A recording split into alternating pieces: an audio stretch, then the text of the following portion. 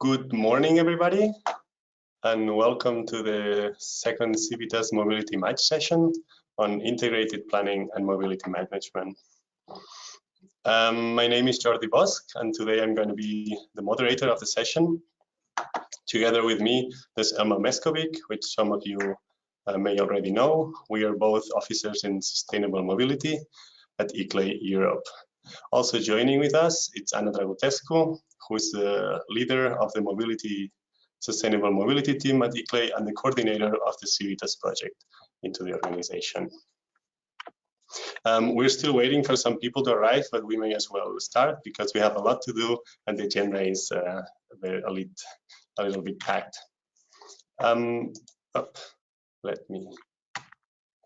So first of all, let's recap with a bit with what CIVITAS and the mobility match sessions are.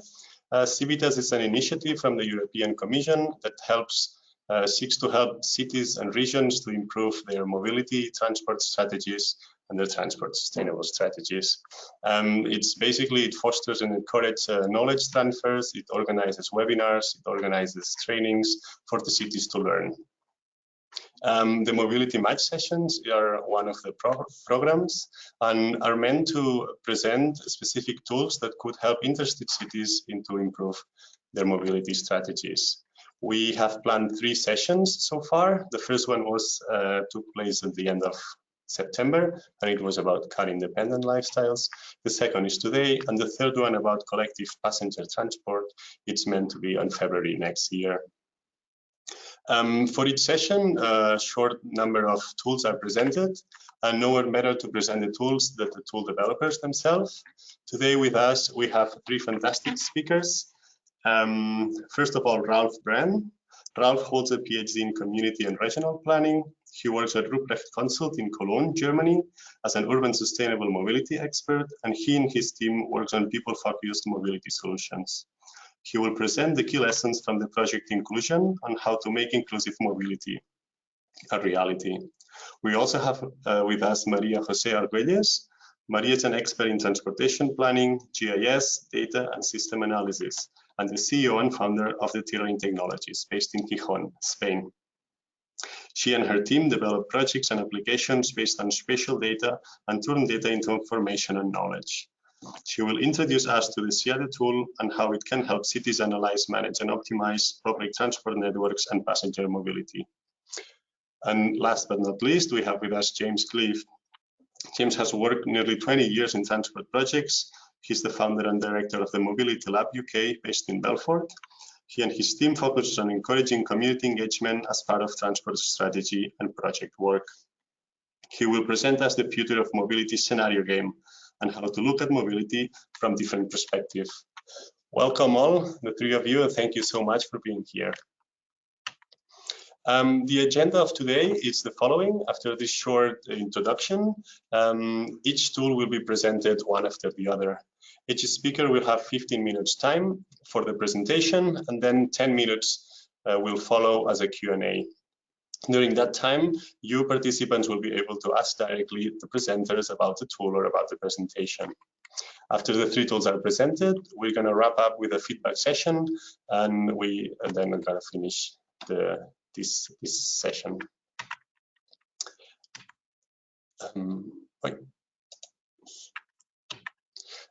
Before we start, let me remind you how you can engage with us throughout the session. You can see the GoToWebinar panel on your screen. You are muted for us. Anytime you have a question, please click the hand icon that you can see, and we will be notified that you want to tell us something. Whenever the speakers finish the presentation, we will give you the rights, we will unmute you, and you will be able to speak. Also, as an alternative, you can write in the question box any question you may have, and we will read them out loud. Now, I'd like to remember that in order for the presenters, for the speakers to know which cities are here with us, I would suggest you that you can maybe type in the question box your name and the city or the region you're representing. This will help the speakers to maybe personalize a bit more their presentation. So, last thing before starting, I may remind you that this session is being recorded. We are planning to upload the session in this CIVITAS website, because there are other interested cities that were not able to attend today, and then they will be able to see what's going on. If you have any issues regarding this recording, please contact the organizers, me, Elma, or Anna during the session, or you can also send an email to the email address that you see on the blue box on the right side. You don't need to take now notes about this email box, because we're also going to share these slides right after the presentation. Well, I think this is now all from my side. We're going to start with the presentation of Ralph. But before starting, Ralph asked us to share a poll with all of you. So now Elma is going to share a link on the chat box. You can click, this is the www.menti.com, and please enter the code that she also shared. You will be able to answer this poll. And I'll give you around 1 minute to answer the poll. The question that Ralph asked us is, what are the biggest obstacles that prevent the full inclusion of all people into the mobility system? Please rate from no problem to huge problem at all. I'll give you 1 minute, and then Ralph, you may start sharing your screen whenever you feel ready. Thank you very much.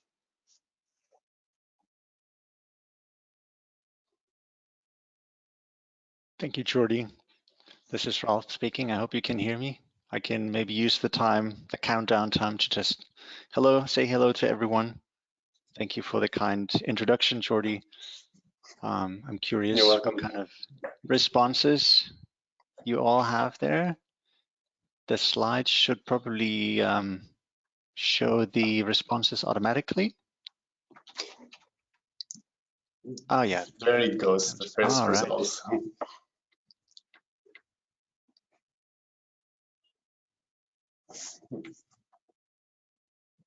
Right, that's already super interesting. 10 more seconds to go.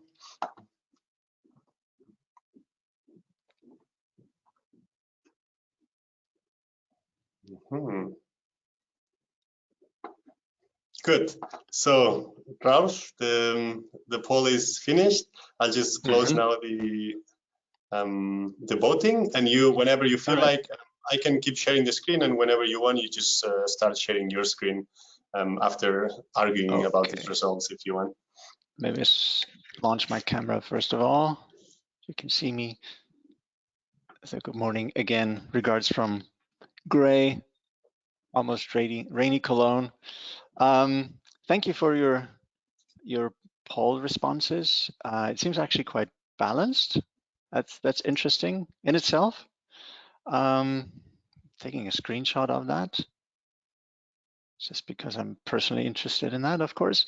And I start my presentation. How do you do this? There should be a button to share my screen. Oh yeah, my screen. Yes, here we go. Do you see my PowerPoint presentation now? We see it now, yes. Okay, and I need to move this out of the way, the panel. All right, that should work. Okay, so this is about the key results of a project we finished last year called Inclusion, a Horizon 2020 project. And as the title suggests, it is about the question, how can we include everyone, regardless of bodily abilities, mental capacities, income, and so forth in the mobility system. And here we go. This is a quick overview of the Inclusion Consortium. See the duration. There's the website is still up and running, and the partners came from all kinds of areas in Europe. And the red dots actually show you the pilot sites where we tried out concrete on the ground, some new kind of approaches. We here at Ruprecht Consult, we were mainly responsible for two things. A is conducting a large number of over 50 case studies of best practice from across Europe and even beyond, worldwide. And the other task was to do a process evaluation of these pilot sites, and we try to compile all of these findings into some guidelines on how to achieve a more inclusive mobility system. And I'm going to show you some of the key results. They are also available on the CIVITAS tool inventory.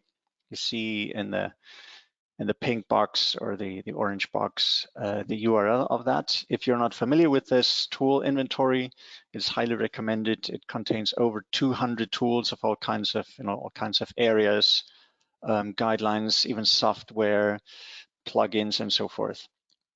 If you type in the search box inclusion principles, you will find a key document that I'm going to present today. But also there's another document, the case study. As I mentioned, we were responsible for the case studies, the case study findings. I think if you use them together, then you will probably get the most out of the inclusion findings.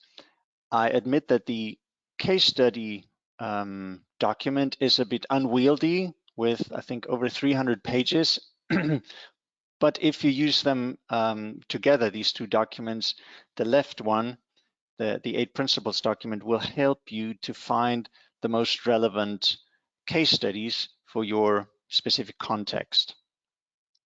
So just quickly about the case studies, as I said, over 51 case studies were conducted worldwide. This is just a table of contents. You see the types of case studies. So we clustered them into groups, best practice cases around payment and ticketing, about new routing, transport routes, sharing schemes, training and assistance schemes, information provision, design, and overall planning case studies. This is an overview of the case studies. So in each cell, you see a number. So the number guides you to basically the case study in this long document. You see in the columns, you see these types of approaches. And in the rows, you see the beneficiaries, the intended beneficiaries of these projects and initiatives. So this might already help you to find the most inspiring, most relevant cases. But let me focus on the left document here, how to make inclusive mobility a reality, the 8 principles document, as we call it. And I will mention what we mean by these 8 principles. Again, a screenshot about the table of contents. It's not that long, 60 pages, so much easier to digest. And let me focus first of all on these 8 principles. I guess the most basic one, not surprising, is accessibility. And this and the other 7, in total 8 principles, they came out as we looked at the data, and in a way we tried to let the data speak to us. We were literally sitting in a big room. We had all kinds of case study information on small cards, and we tried to create piles to develop clusters of approaches and principles. And the biggest pile was indeed accessibility. No surprise there. Affordability, yes, again, I guess that won't surprise anyone. Safety, again, maybe a standard approach. Efficiency as well. Gender equitability, yes, as you start thinking about inclusive mobility, that becomes maybe obvious, but in fact, it is not obvious yet in the mainstream mobility system. Convenience, I guess everyone talks about convenience for able-bodied, kind of normal, in inverted commas, normal users. But it is really important that again, in inverted commas, non-normal or non-mainstream users also get a convenient mobility system. It would be unfair to expect them to accept, for example, longer routes just to reach the same destination. And then there's something we found, which is maybe not that obvious, but actually very effective approaches and projects that we found, we think can be well described with the adjective empowering. It's an attempt to put the people into a position that they get a degree of autonomy. I'll say more about this in a second. And the other one, which we thought is maybe not that obvious, but really important, is empathy, really to enable people to provide help. That could be something as basic as training bus drivers to help people on the bus, or to speak in sign language, things like that. So here again, empowering. It's about building vulnerable users' capacities to get around confidently in their everyday lives. This could be something like a training course for them, so that they are able to use the mobility system without requiring the help by other people. And then almost like the flip side of the coin is about empathetic or empathy. It's the approach to increase normal or staff, for example's ability and willingness and comfort to offer help. So to provide a helping hand, either literally or metaphorically, by encouraging people. By sometimes it's something just like smiling to people, to invite them on board a bus, for example. It sounds so banal, but the feedback and the empirical data that we found suggests that it's actually not that common.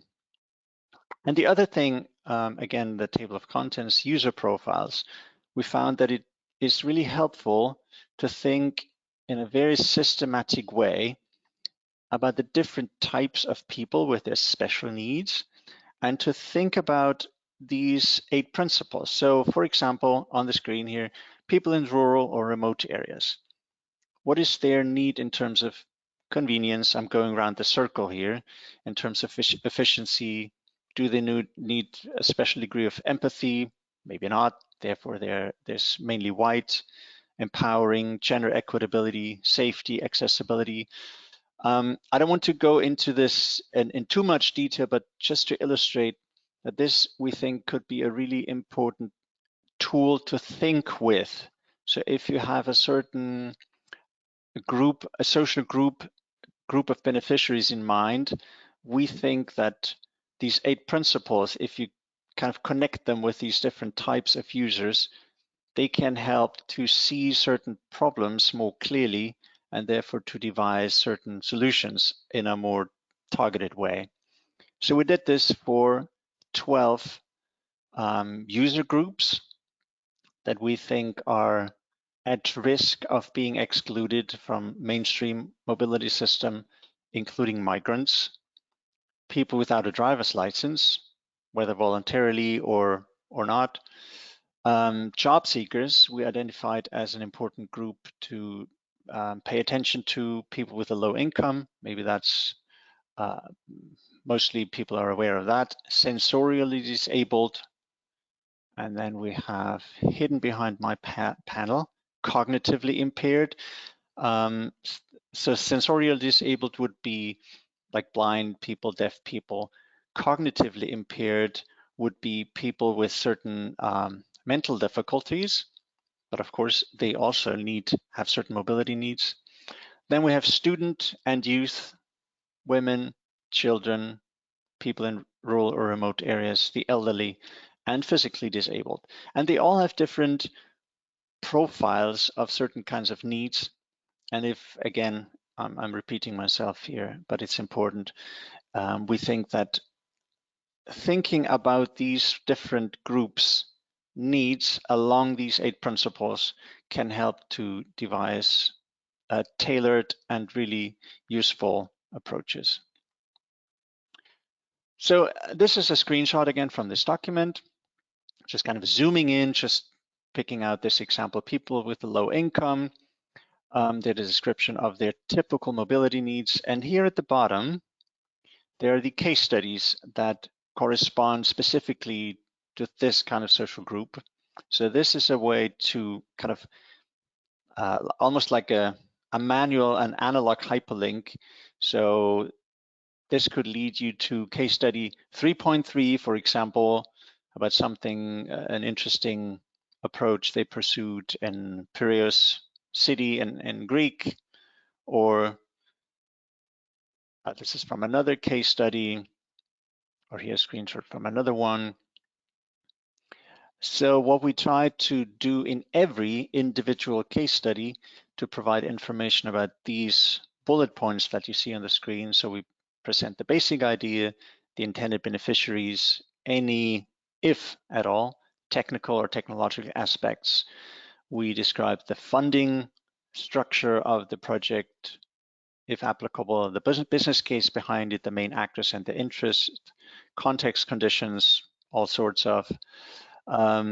We also found if we look at the history of these cases that we studied, it was also, in many cases, it turned out that at a certain point in the history, there was a sense of urgency which triggered and mobilized some activities. And we found these are key, they were key incidents in the past.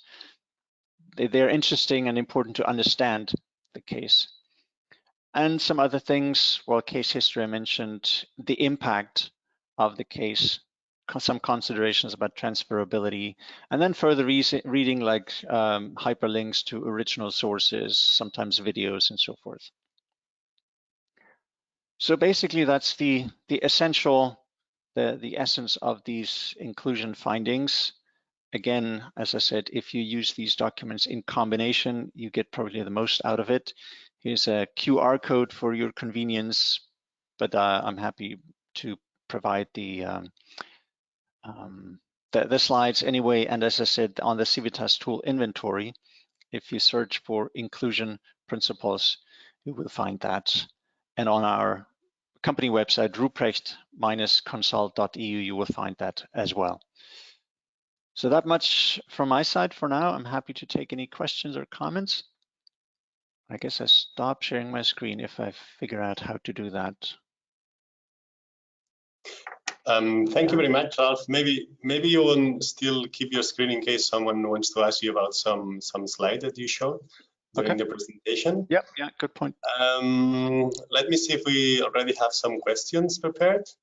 I can see, like, maybe I'll start with it. It would be interesting. You talk about these 8 principles. Some of them were quite clear. Some of them I find it hard to quantify. So, for instance, the empathy or the empowerment.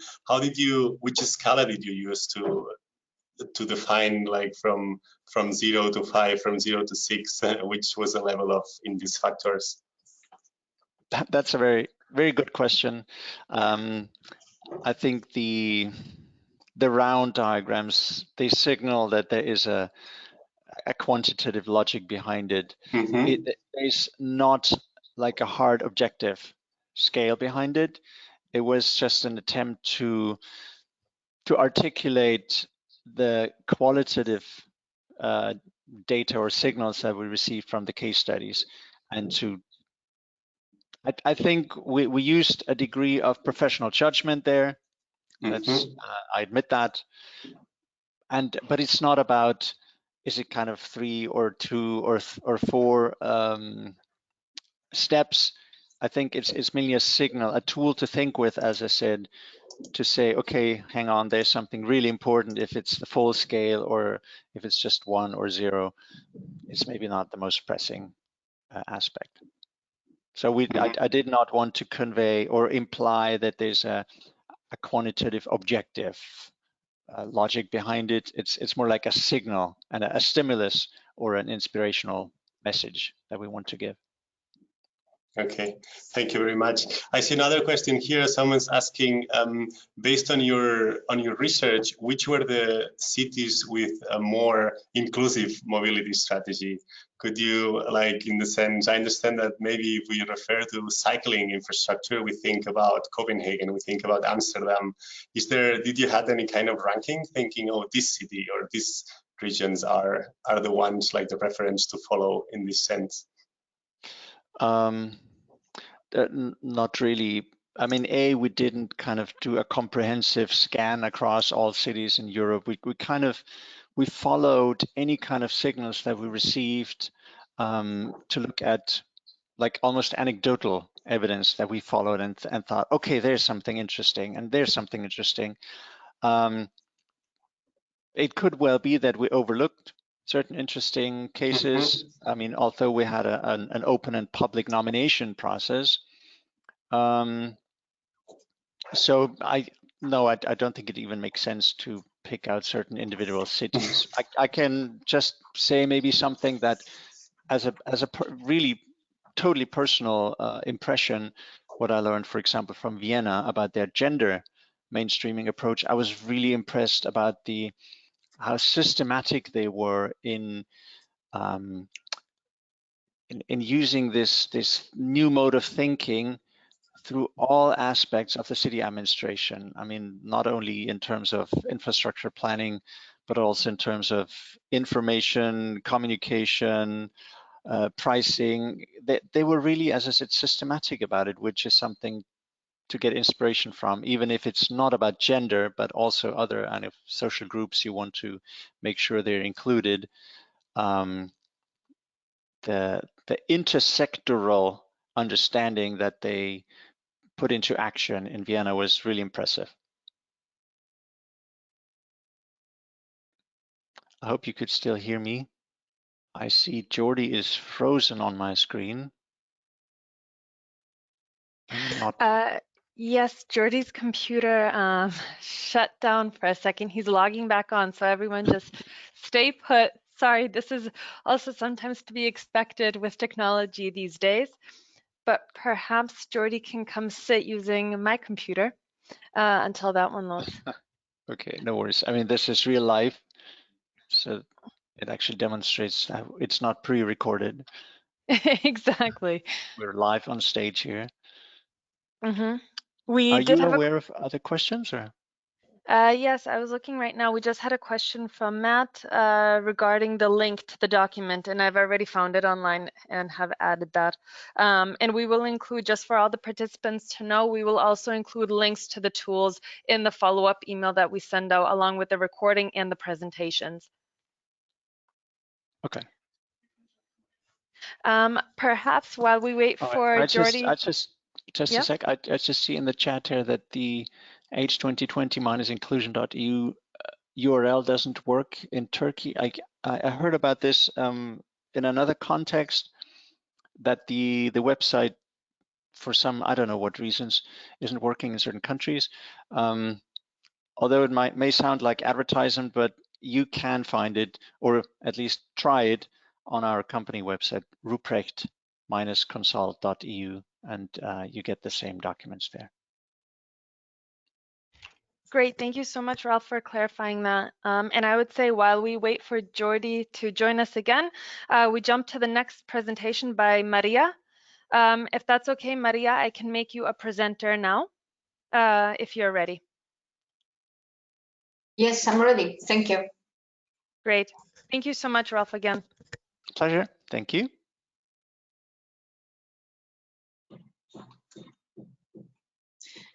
Good morning, everybody, and thanks for attending the video presentation. My name is Jordi Caindi. I'm CEO and partner at Terrain Technologies, a Spanish small company focused on the development of geospatial solutions in different sectors such as transport, tourism, or port logistics. And thanks to the support of the European Commission, we have developed CIVITAS, a GIS-based platform for transport data analysis and public transport planning support that I will introduce now.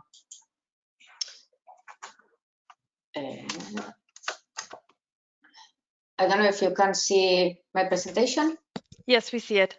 Okay, very good. So I will hide this because it bothers me a little bit.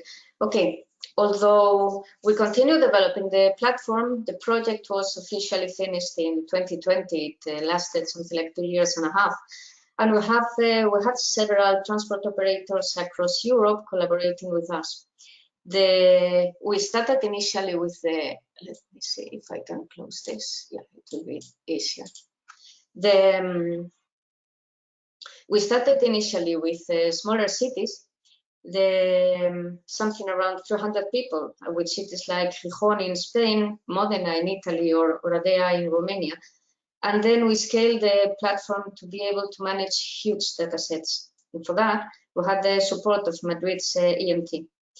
Just to let you understand the difference, for us it was a huge difference. For the first city we tested CIVITAS with, it had something like 18 million trips per year, and Madrid has about 500 million, and that's big data. So we all know that origin destination matrices are essential elements in transport planning and analytics. And we also know that the smart cards and mobile phones are wonderful sources of transport data, providing the location, fare types, line and boarding bus stop. But unfortunately, bus operators use validation systems just at boarding, not alighting. There are exceptions, of course. But without destination information, it's not easy to build an origin destination matrix. So using validations from smart card data and mobile phones, CIVITAS can generate origin destination matrices inferring up to 90% of the destinations with an accuracy of 96%. When we moved from small cities to big ones, we have to refine the code to be able to cope with the difference. And as an example, in the beginning of the project, just to let you understand, it took us several hours to produce an audio matrix for a small city, but now we can process all Madrid in just a few minutes. The origin destination matrix is built using the data I told you about, and is created on a micro level, just by bus stop. The resulting database includes the full matrix, but also an aggregation by neighborhood or any other zoning scheme that the user can provide, such as zip code and so on. This facilitates sometimes the analysis of passenger mobility, mostly in big cities. It is, of course, possible to include in the matrix information different transport modes, such as tram, and also different concessionaries. For example, this is Madrid, and in Madrid there's only one bus operator, the EMT. But for example, in Buenos Aires, there are around 90. So it's useful to be able to analyze the performance of each. You can see here, for example, what are the trips from Sol, in the very city center of Madrid, from Sol to other places, and from other places to Sol in different, this information, it's in graphs, but also can be seen in tables that can, as we'll see later, be exported. Sorry. Once the origin destination matrix has been created, CIVITAS includes three main modules to exploit the data. First, the dashboard. This is the dashboard. It combines a map and all the graphs. It visualizes statistical data about the matrix, where it's possible to obtain information about a specific geographical area.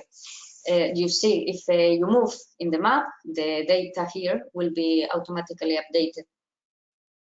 The second module, the big one, includes a map viewer with a comprehensive set of tools here on the top, and it contains different preloaded layers from several data sources about the transport network, such as stops, lines, sections, as well as transport-related information, including ADL, census, pollution data, and so on. The information is updated dynamically in both modules, and we include a very powerful SQL query builder to perform very complex analysis. And finally, the third module is a simulator, and then I will speak to you later about it. For any selected neighborhood or bus stop, it's possible to assess the destination of passengers, as well the origins of users who travel to that neighborhood. The information can be shown in different charts, and it's also possible to view the average travel time from one neighborhood to another, to analyze the trips on weekends or working days in different time slots according to the fare type, for example, occupancy by route or section, and the temporal evolution of different variables and their combination with other data types, for example, bus bunching plus traffic. Now that speaking about what Ralph said, it's pity that we couldn't collaborate when we were doing the project, because as you know, there you can include in fare types different concepts, such as, for example, we have here a special fares for people traveling with disabilities, for very low income, and for, as everybody is doing that, for adults more than 65 or for young people. And so we can analyze the mobility patterns of those groups exactly combining it with if they move on weekends or on weekdays, etc. So we could have done a very complex analysis together, maybe next time. So coming back to what I was saying, we have included a Street View connection to support the analysis. Here, for example, this is on the bottom. This is Oradea in Romania, and you can see this map is the coverage map, and it suggests that this area here it's a pedestrian area. But if we connect to Street View, we see that it's not pedestrian at all. In fact, this analysis made the OTL, the transport operator in Oradea, change the network to be able to analyze the demand of people living here. Isochrone maps, as we can hear on the top, are very useful to identify problems also. Here, for example, this is Madrid again, and we created an isochrone map from a point that it's around here, I think, that it's in the Retiro Park. Retiro Park, if you have never been in Madrid, is something like a Central Park in Manhattan, let's say. CIVITAS shows the time to travel by bus from that point to the rest of the city. Here you can see the legend in graduated colors. So in a light pink, it's something like 10 minutes, and according to once you move to the outskirts of the city, you will see that it takes between 50 to 70. This, of course, makes sense, but what does not make sense is, for example, a small area that we have here in the south part of the park, that from this point to this other point, it takes something like 50 minutes to move by bus, while I can promise you that walking, it's something like less than 20. So it might be interesting to understand what could happen if we could modify the network to try to improve the travel time to those kind of areas. Also, to include the census data to see what kind of people live here, how can we make their life easier, and this can be done with a simulator. It identifies the zones in which bus bunching occurs. Several studies corroborate the presence of spatial variability in the factors affecting bus bunching. Indeed, spatio-temporal clustering indicates that bunching is observed at a higher number of stops during peak traffic periods. And CIVITAS provides supports to analyze the reason why bunching occurs. In this map, for example, we can, no, not in the map, we can analyze the bunching in each street or road where buses operate using a graduated color symbology. But this methodology uses a polyline approach, but CIVITAS offers the possibility to perform a deeper analysis, as you can see here in the map. For that, we can load two different layers in a spatio-temporal big data store, one including bunching occurrences aggregated by hexagons with an approximate size of 100 meters or whatever you prefer, and the other one can have traffic historical data corresponding to the same bunching period. We can see, of course, this is static, so we don't see, but if we can see how it evolves during the day or a certain period that we prefer. And this way, we can compare bunching occurrences with traffic and analyze the potential relationship between both variables.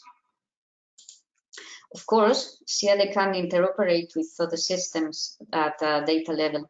Once selected using the SQL query builder, information can be exported to different formats, such as CSV or geodatabase, KML or shapefile, but also imported from either local or web services, including WMS, GeoJSON, shapefile, or again CSV.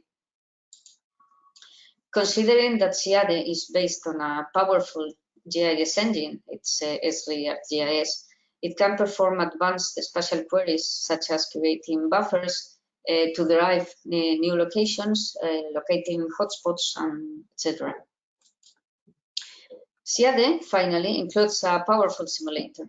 We developed it using artificial intelligence, and it provides information about how passenger flows are altered after adding, changing, or deleting an element in the network, such as modifying bus stop locations, but also frequencies or the full schedule.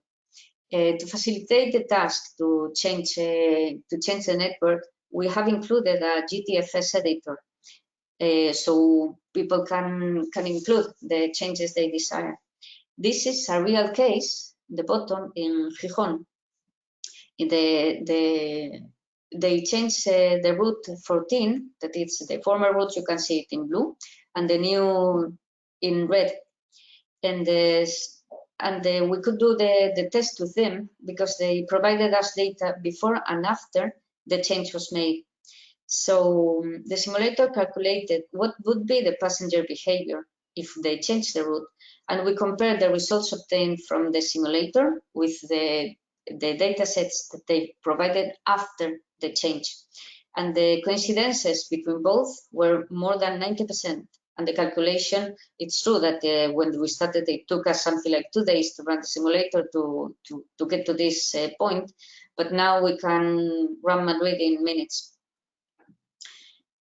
The results of the simulator can be analyzed either from the dashboard or the map viewer, as we can see here in the dashboard, here in the map viewer, or even be exported. In the map, we can see the blue dots that represent the new stops, and the bordering and alignments, and here you can see the differences. These are new, but here this is a common bus stop, and we see that the alignments has been reduced. Here there are a few videos describing CIVITAS in action. In case you're interested, you can of course get the links.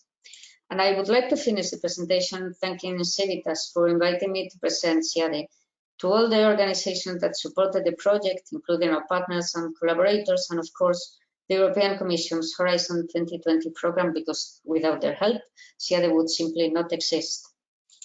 Thank you for your time, and again, in case you're interested, don't hesitate to ask for more information and ask as many questions as you want. I think...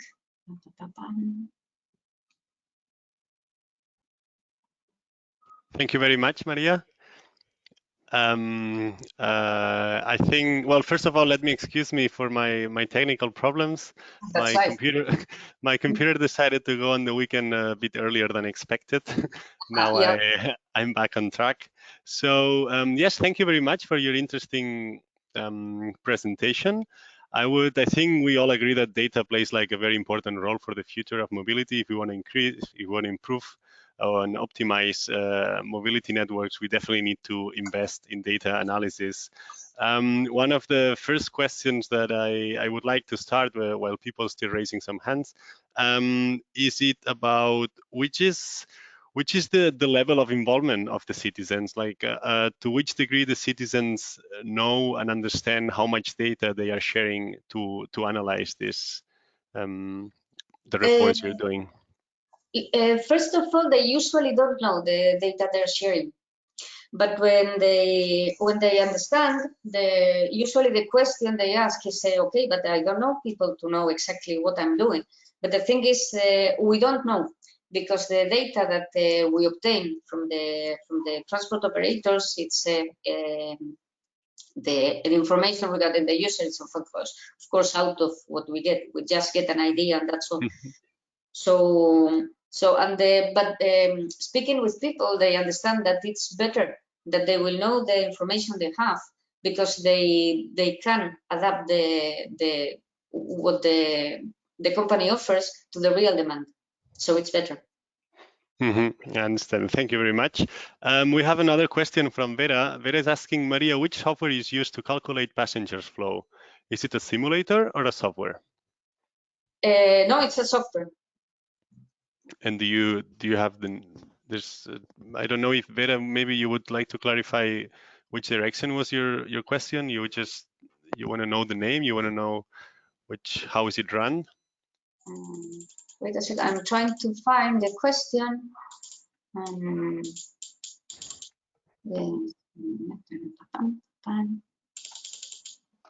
I see here a question asking about paper tickets.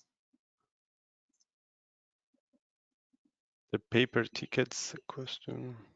Yeah, Does this work only on cities which use smart cards? Yeah, unfortunately, it works only with the smart cards or cell phone. Okay, thank you. The thing Yeah, is, this is a global trend. More and more cities are moving to the smart card systems. I agree. Yeah. Another question that I can see here, to which level can you use this simulation for multimodal transportations? To what extent? To full extent. Full extent. Yeah, full extent, because we include all the modes. For example, we started before the pandemic. We started to move in the Mexico for the combining metro plus bus plus bicycle. So there's no problem at all. If the simulator is like a good son, you can ask him to do whatever you want, and it works perfectly. Perfectly. Good. From my side, I cannot see any more questions at the moment. Oh, here it goes. Vera, do you organize service in the site for collecting OD data from passengers, for instance, in the bus stations? No, we don't do it. Of course, this can be that we did it. I mean, we didn't do it. They did it in Romania to have another data set to compare the results. But we usually don't do it because we did it in the beginning with a group of collaborators that supported us with defining the algorithms. But it works smoothly. We don't need that support. Thank you very much. Well, I think this is all from now. If you have more questions, please don't hesitate to keep writing them. And at the end, we'll gather all the questions and we will send them to the speakers. So you will receive also your answers. Now I may invite to the stage James with the last presentation. James, whenever you feel ready, you may share your screen and start to present your tool. I think you're still on mute. Maybe you should. Yes, it would help if I was not on mute. You would have thought after 18 months we would have got used to this, but clearly not. Yeah, so thank you, Jordi. Hopefully you should be able to. Can you see my screen now?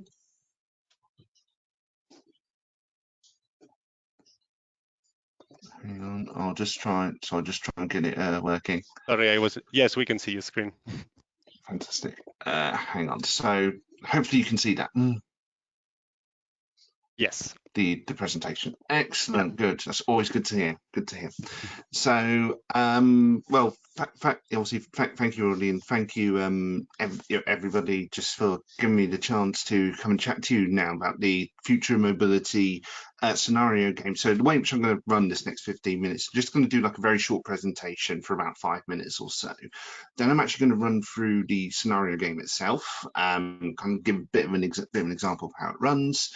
And then I'm going to do a little bit of an interactive activity with you with a slight variation of scenario game. But for those of you who actually aren't aware of like the concept of scenario games, what they are fundamentally, they are about experiencing the future of transport or kind of any other aspect of your city through a structured process whereby you identify different trends, different changes, you put them together in the game, you set people challenges, set people roles, and then you judge how they react to them.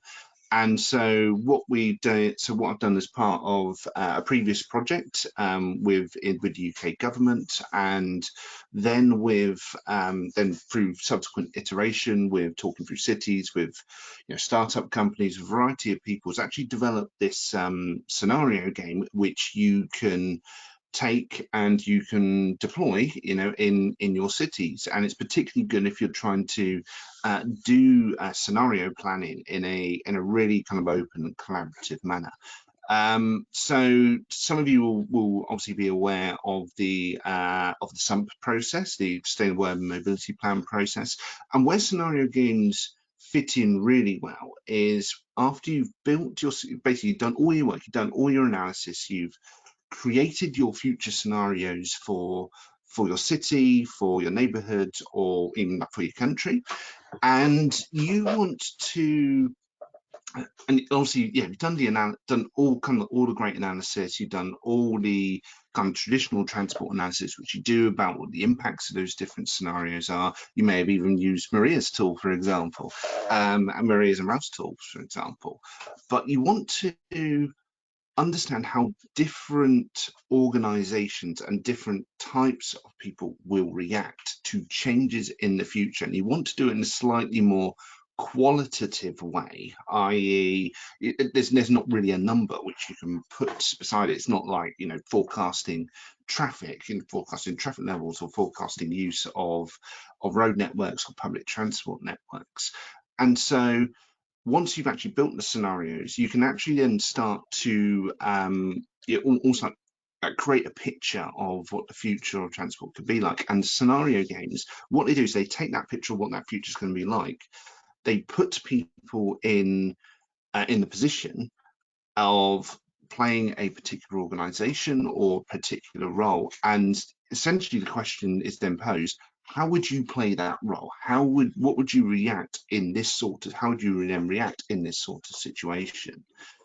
And so what it then does is it allows for you to think about the future of transport and mobility in a different way, because it allows you to think of it from the put you in the shoes of other people. So okay, so obviously you're a city government and you have a particular view on what a kind of good future of transport in your city will be like.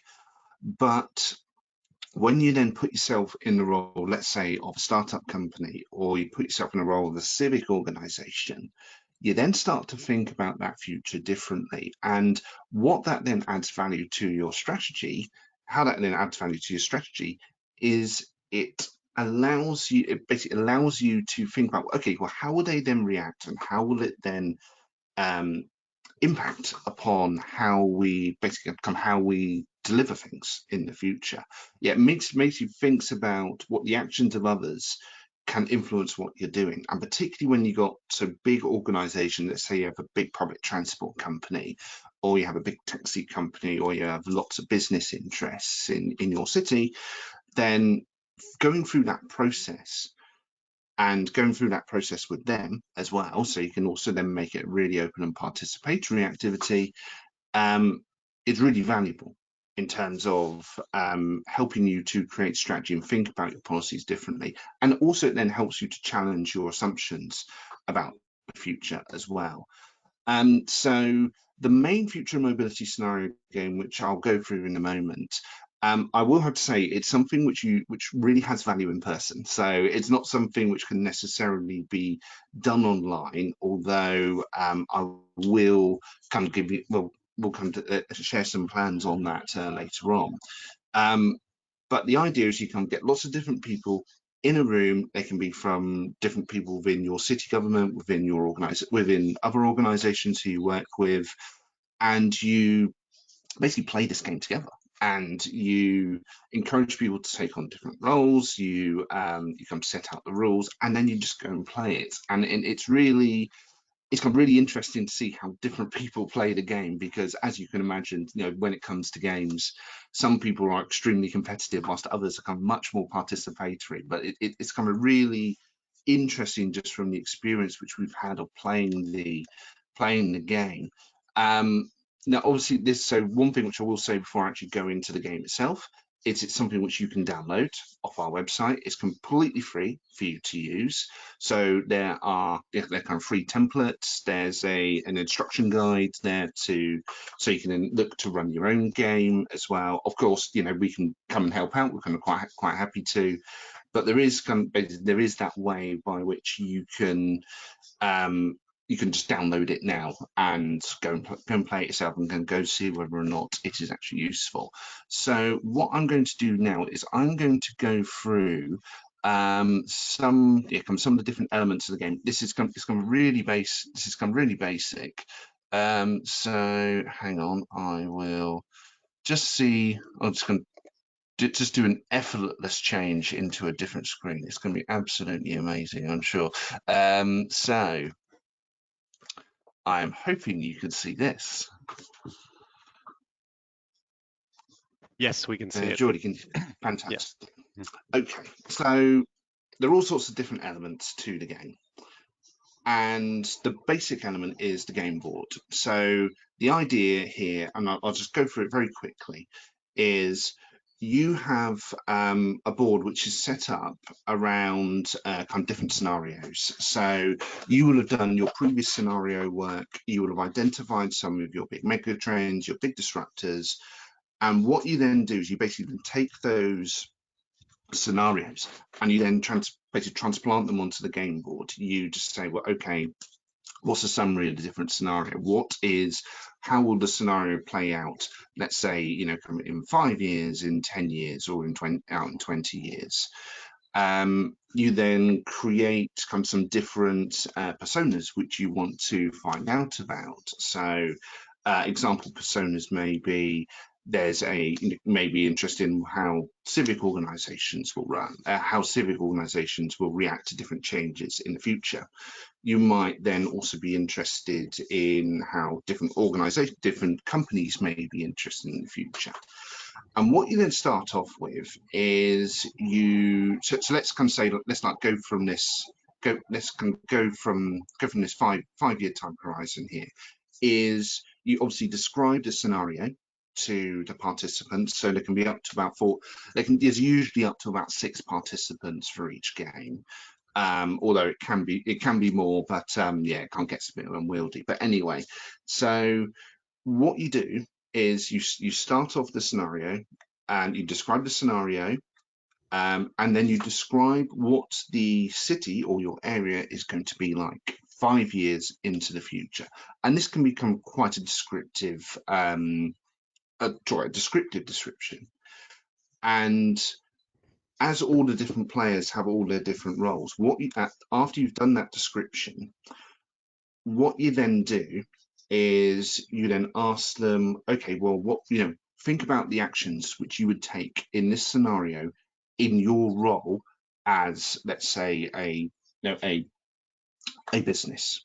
And they would have spent some time beforehand just to think about their role, think about the persona, think about the sort of organization that they want to play. You get them to think about it. You get them to think about what sort of action would you then take and how much effort would you then put into making this action happen. So again, just kind of an example, it may be, let's say a business may want to make an investment. They may want to, actually, it's probably best if I actually share the screen. So there are kind of different actions which people can take. So this is just some examples which I did from a previous version of the game. So somebody wanted to understand what national government would be like. So they had different actions, like they could, come coordinate amongst different people. They could raise and lower taxes. There are others, for example, actually, city government, that's another one. So for businesses, again, you could say, well, okay, well, I want to grow the business, or I want to kind of raise some funding, or I want to, and there's all these different actions which are then available to people to take. And then they decide, well, okay, well, what are we then going to do in response to that scenario, and how much effort are we going to put into it? And so then they obviously can share their action, and through that sharing and through that debate, what you can then identify is people perhaps are willing to collaborate on different actions. So they may, for example, be, so let's say a business is looking to raise funding, and then the person who's playing the city government might say, actually, that idea which you come up with is really good. I would like you to support you on that with perhaps some of my own funding. And so it really kind of starts to stimulate some discussion, and it starts to stimulate some debate. So, but what you can also then do, and what's also proved popular, is you can then start to think about, well, okay, what's some like big disruptors which may affect this future scenario? So again, we just kind of got some examples here on, I'm going to use a good example, is there may be, say, like suddenly a massive increase in demand for international travel if your city has an airport. Obviously, that then has a major disruptive impact, and you can then throw these in to get people to think about how would they then react in different situations. And the idea is that you essentially just kind of go through this process for 5 years in the future, 10 years in the future, 20 years in the future. And the object of the game isn't really to win, I suppose. It's not like to get the most resources or to make everybody like you or make everybody can think about or make sure that you win, in effect. It's just to get people to think through what the impacts of future changes are going to be. And then you take that insight and then apply it into your scenario planning afterwards. And it's a really kind of highly participatory, highly engaging process. And so I hope that's kind of given like a very basic flavor of like the main scenario game. But just to kind of give you an idea of kind of idea of like how the principle works is we created a card game which is on the same basic principles, which kind of makes you think about how would you then react to a certain challenge using some certain tools if you were a certain person or playing a certain role. And I'm hoping that you can see my desk now. Yes, perfectly. You can have to be my eyes because kind of the screen's kind of down there, and it's I can't really see the screen. So what I'm just going to do with you now is I'm going to give you 30 seconds to think about this. Once I've done it, is I'm going to draw at random a person who could be any person in the city. It could be a lead singer of a rock band, or it could be the mayor, for example. You've then got to are going to draw a challenge, which is based upon some different future mobility challenges, and then an action. And what you then got to do is you've got to then think about, okay, if I was that person and there was this challenge, how would I use that action to meet that challenge? And I just want you to think about it for 30 seconds. You can share it in the questions if you want, what you would actually do. That would become really interesting. But it's just kind of an opportunity for you to think about it, and this shows the principles. So, by the way, these are in complete random order. I have no idea what's going to come up. So I hope you're kind of ready for this. So the person you are going to play is a professor at a local university. So it could be professor of anything, professor of whatever you want. It could be, professor of transport studies, or it could be a professor of, I don't know, chemistry. It could be anything, frankly. So the challenge which you have are technology companies are starting to dictate what the policy direction is for government. So this could be any technology companies. It could be, you could look at Google or Facebook or something similar, but they're really starting to dictate to government, this is what your policies should be doing, and the government is starting to listen to them. They are really taking this on board. This is going to be fun. And then your action is to build public transport infrastructure. Now that's going to be interesting. So that could be any public transport infrastructure. So just think for 30 seconds about how would you, as a professor, meet the challenge of technology companies effectively lobbying government by building public transport infrastructure. I'm just going to leave you alone for 30 seconds just to think about it.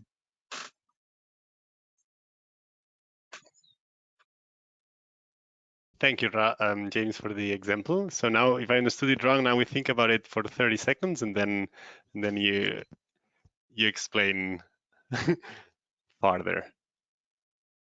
Yeah. Yeah. Okay.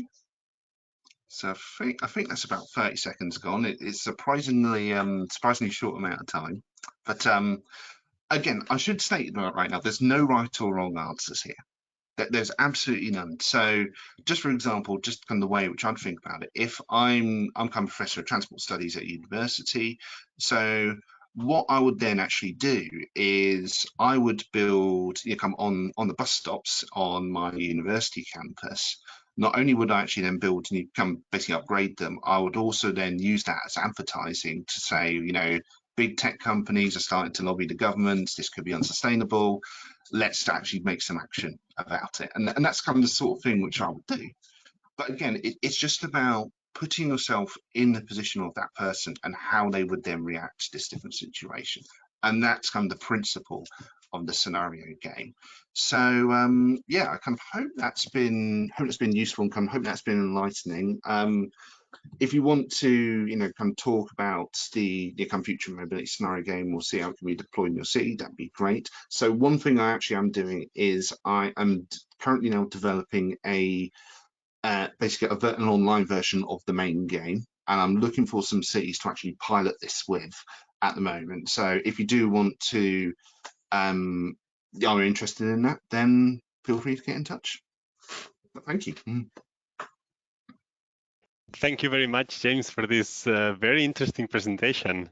I I really like the contrast between Maria's presentation talking about data, and we always talk so much, quite often, about these unseen things that we cannot see. But then you come here with this kind of a board game, which makes some people sit around the table and gather and have this exchange of communication. I really like this approach.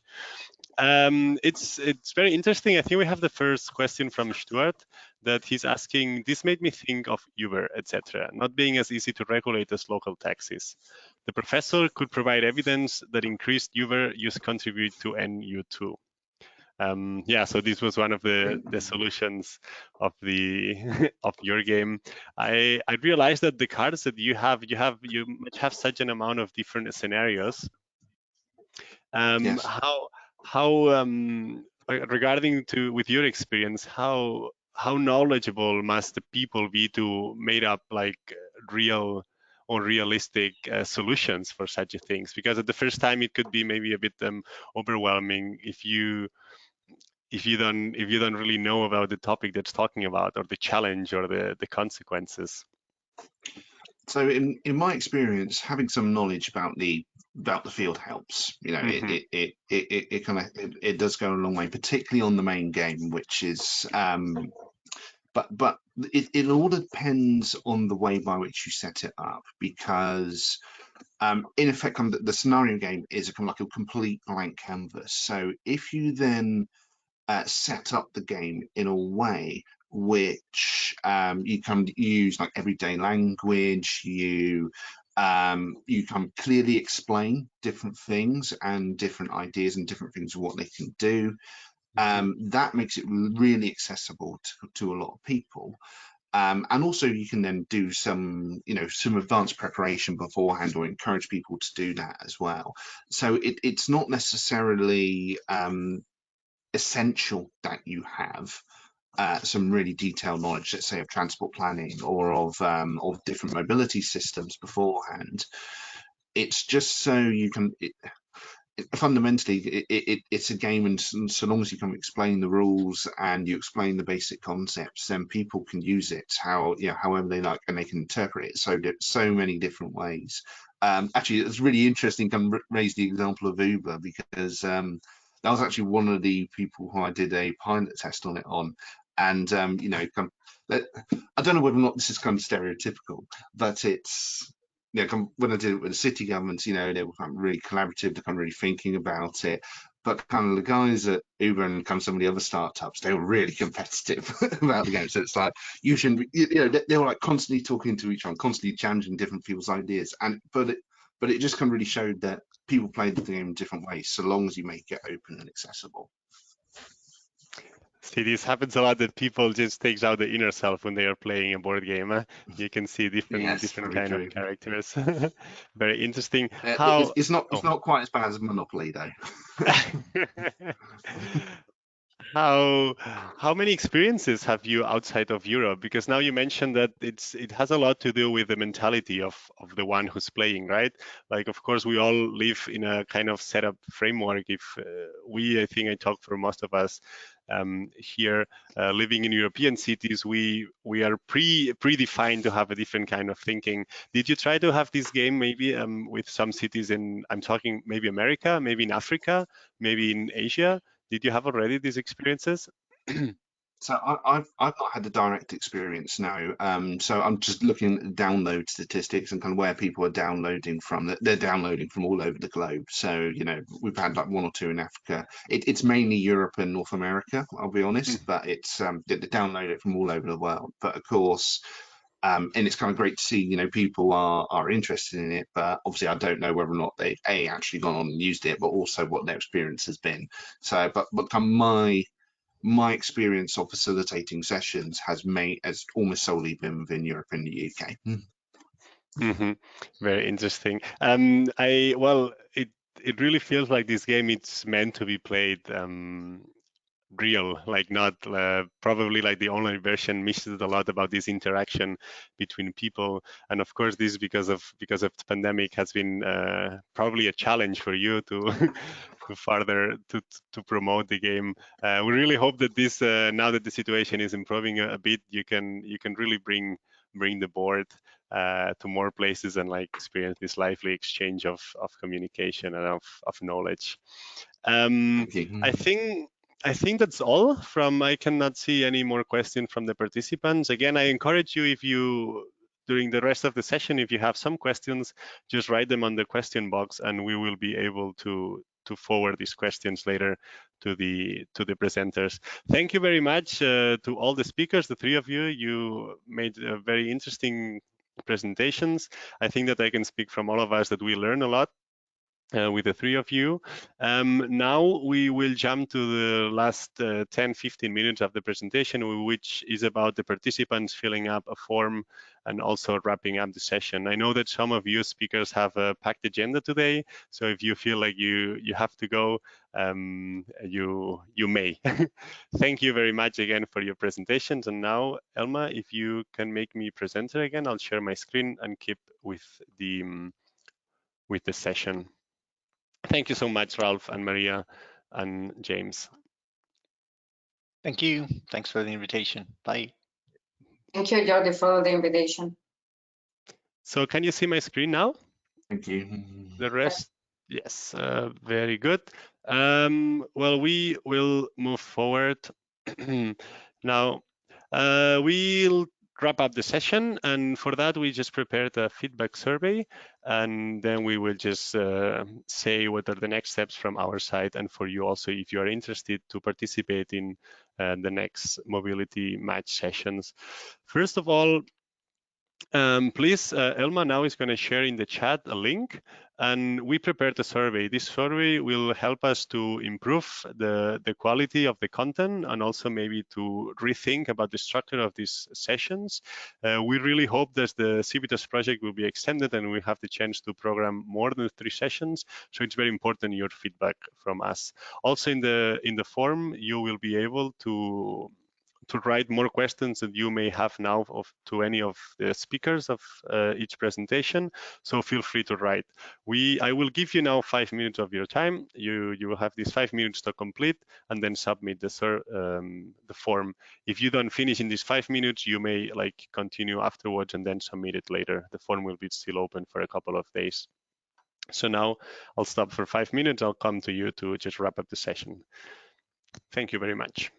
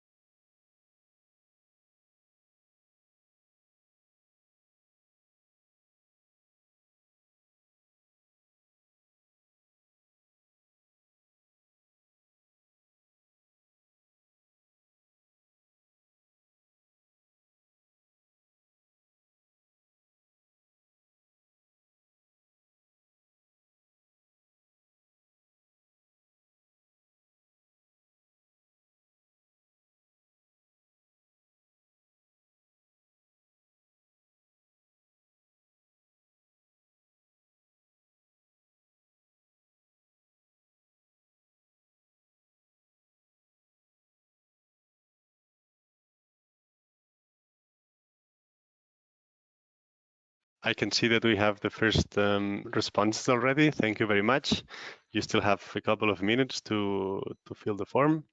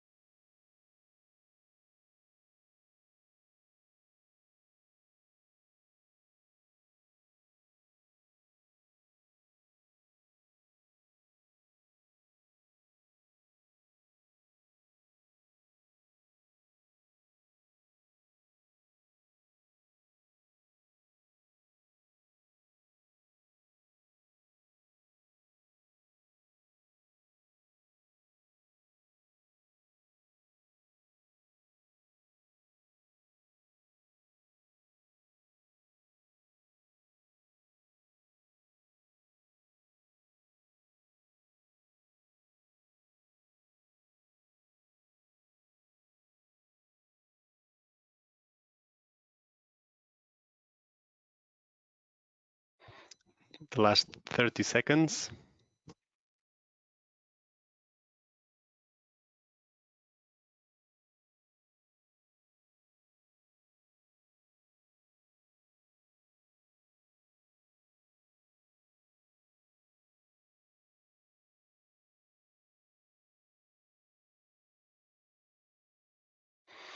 Well, that's it. Those are the 5 minutes. If you still need some time to finish writing some questions, Phil, you may do it like during the following minutes, because we're not going to close the survey now. Anyways, I would like to finally close this session. Thank you very much for everybody for participating. I really hope you enjoyed the quality of the presentations and this insight into the new tools. If you enjoyed, if you did so, as Rafa already said, he published a bit, feel free to join the CIVITAS online platform, the tool inventory. Over there, you will find over 200 more tools, which you can filter through thematic areas, through kind of projects, through types, through languages. You will find many interesting tools that would help you also to improve your mobility transport systems. Just from our side, the next steps, you will receive right away the slides of this presentation with the contact information of all of us and the panelists. And then during the next weeks, we will update this session in the CIVITAS website. If you want to review what happened today, you will be able to do so. And then please remember and not forget that the third mobility match session is planned for February. We still don't have like an exactly date because we need to contact the tool developers. But as soon as we have a date, we will contact you, and we will be very happy to have you again here between us. I really hope that you enjoy this session today. This is all from our side. Thank you very much for being here, and I wish you a wonderful rest of the day. Bye.